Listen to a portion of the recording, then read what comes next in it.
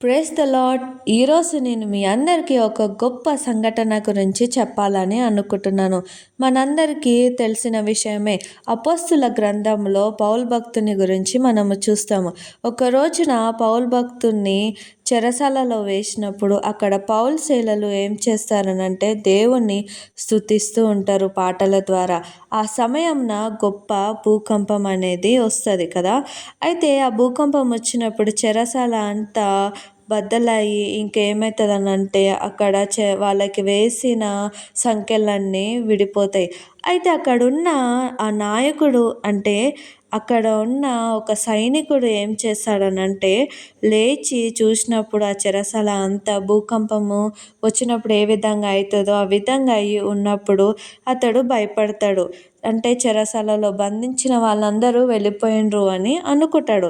కానీ అక్కడ ఆయన అనుకొని నేను బ్రతికుండడం లాభం లేదు, నాకు అప్పగించిన పని నేను కరెక్ట్గా చేయలేదు, నేను చనిపోవడం బెస్ట్ అని అనుకున్నప్పుడు ఆ సమయంలో పౌలు భక్తుడు ఏం చేస్తాడనంటే లేదు మేము ఏడికి వెళ్ళలేదు అని గట్టిగా చెప్తాడు.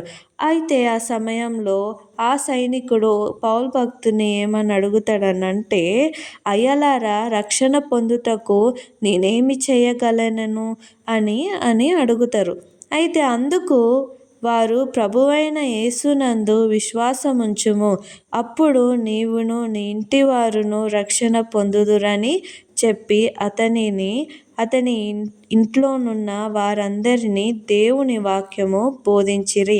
అనంటే ఇక్కడ పౌలు భక్తుడు ఏం చేస్తున్నాడు అనంటే ఇక్కడ నువ్వు దేవుని అందు అనంటే యేసుక్రీస్తు అందు విశ్వాసం ఉంచుము, అప్పుడు నువ్వు నీ ఇంటి వారందరూ రక్షింపబడతారు అని పౌలు భక్తుడు సెలవిస్తుండు. అనంటే ఆ గొప్ప భూకంపము ద్వారా గొప్ప సంఘటన ద్వారా ఆ సైనికుని కుటుంబము ఇంకా సైనికుని జీవితం అనేది మారిపోతుంది. మరి మనము సంఘములో ఎన్నో గొప్ప వాక్యాలను వింటున్నాం కానీ విని వదిలేస్తున్నామేమో.